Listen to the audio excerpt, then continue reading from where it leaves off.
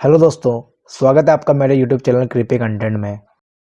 कहानी में आगे बढ़ने से पहले मैं आपसे रिक्वेस्ट करता हूं कि आप मेरे यूट्यूब चैनल को सब्सक्राइब कर लें और बेल आइकन को प्रेस कर दें ताकि आपको मेरी कहानी सबसे पहले मिल जाए। यह केवल एक ही भूतिया घटना है जो मेरे साथ अब तक हुई है। मेरी उम्र फ़िलहाल 23 साल है और जब मेरे साथ यह घटना घटी थी तब मेरी उम्र केवल 11 साल की थी। मैं पश्चिम बंगाल की राजधानी कलकत्ता से हूँ। मैं जब केवल 1 साल का था तब मेरे परिवार को दिल्ली आना पड़ा क्योंकि मेरी फादर की पोस्टिंग दिल्ली में हुई थी। तो मैं कलकत्ता केवल 1 वर्ष ही रह पाया, पर मेरे बाकी के फैमिली मेम्बर्स और मेरे कजिन्स कलकत्ता में ही रहते हैं। मुझे शुरू से ही भूत प्रेत और पैरानॉर्मल चीज़ों में काफ़ी इंटरेस्ट था, पर मैंने कभी भी इन चीज़ों को महसूस नहीं किया था जब तक कि मैं 11 साल का नहीं हुआ। यह बात 2008 के समय की है। मेरे अंकल की शादी थी, इसलिए हमें शादी में ज़रूर जाना था। यह समय जून और जुलाई की गर्मियों की छुट्टी का था। चूँकि मेरी गर्मी की छुट्टियाँ चल रही थी, तो बिना किसी चिंता के हम सब शादी के लिए कलकत्ता निकल गए। मेरा एक कज़िन है जो उस समय केवल 6 साल का था। वो मेरा काफ़ी अच्छा दोस्त भी है। जब हम वहाँ रह रहे थे तो एक दिन मेरे उस कज़िन के पापा ने मुझे, उसे और मेरे 2 अन्य भाइयों को बाहर वॉक पर चलने को कहा क्योंकि हम घर पर काफ़ी बोर हो रहे थे। यह शाम का समय था और अंधेरा भी हो चुका था।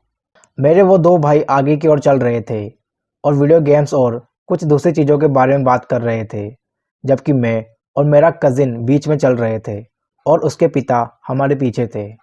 उस जगह पर काफ़ी छोटी-छोटी गलियाँ थी, जहाँ से हम शॉर्टकट ले सकते थे, तो हम भी उन तंग और अंधेरी गलियों में चले गए।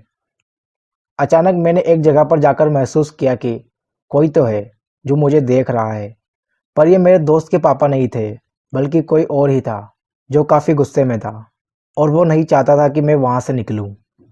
मुझे बिल्कुल ऐसा लग रहा था जैसे कोई मेरे पीछे काफ़ी गुस्से में चल रहा हो। तभी अचानक मैंने महसूस किया कि किसी ने मुझे धक्का दिया और जब मैंने पीछे मुड़कर देखा तो मैंने देखा कि पीछे मेरे दोस्त के पिता थे, जो कि मुझसे कुछ दूरी पर थे, पर वो ऐसा नहीं कर सकते थे। इसके बाद मैंने अपनी पीठ पर काफ़ी जलन महसूस की। मैंने फिर से चलना शुरू किया और मुझे फिर से किसी ने हल्का सा धक्का दिया और फिर से मेरी पीठ पर जलन महसूस हुई। मैं जब तक उस गली से बाहर नहीं आ गया तब तक मुझे ऐसा ही लगता रहा जैसे कोई मुझे देख रहा हो। मेरे कज़िन को भी किसी ने धक्का दिया था। वो जलन काफ़ी तेज़ थी और मुझे काफ़ी चिंता भी हो रही थी, पर यह बात मैंने कभी भी किसी को नहीं बताई। मैं काफ़ी डर गया था, पर फिर भी मैंने ऐसे दिखाया जैसे कि कुछ भी नहीं हुआ हो। जब हम वापस घर आए तो मुझे नॉर्मल फ़ील हुआ।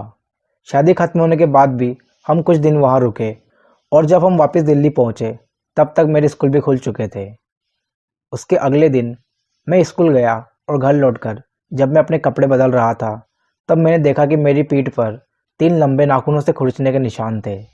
मेरी पीठ पर उस तरह के खुरचने के निशानों के 2 सेट थे, मतलब कि किसी ने मुझे 2 बार खरोंचा था। जब मैंने ये बात अपनी माँ को बताई तो उन्होंने मुझसे पूछा कि यह सब कैसे हुआ। तब मुझे उस गली के बारे में याद आया और मैंने सारी बात अपनी माँ को बताई। तो उन्होंने मुझसे कहा कि ज़रूर यह कोई भूत या शैतान होगा जो काफ़ी गुस्से में होगा। खैर मुझे नहीं पता वो क्या था और वो क्यों मुझसे गुस्सा था। मुझे आज भी नहीं पता कि वो वहाँ क्या कर रहा था या वो हमसे क्या चाहता था। दोस्तों, आई होप आपको यह कहानी पसंद आई होगी। यह कहानी काफ़ी छोटी है, इसलिए मैं माफ़ी चाहता हूँ, पर मैं ट्राई कर रहा हूँ कि मैं आपके लिए कुछ बड़ी कहानियाँ लेकर आऊँ। सो जो भी मेरे चैनल अभी देख रहे हैं उनसे मैं रिक्वेस्ट करता हूँ कि आप मेरे चैनल को सब्सक्राइब कर लें और बेल आइकन को ज़रूर दबाएं ताकि आपको मेरी नोटिफिकेशन टाइम पर मिल जाए। मिलते हैं फिर नेक्स्ट वीडियो में, तब तक के लिए धन्यवाद।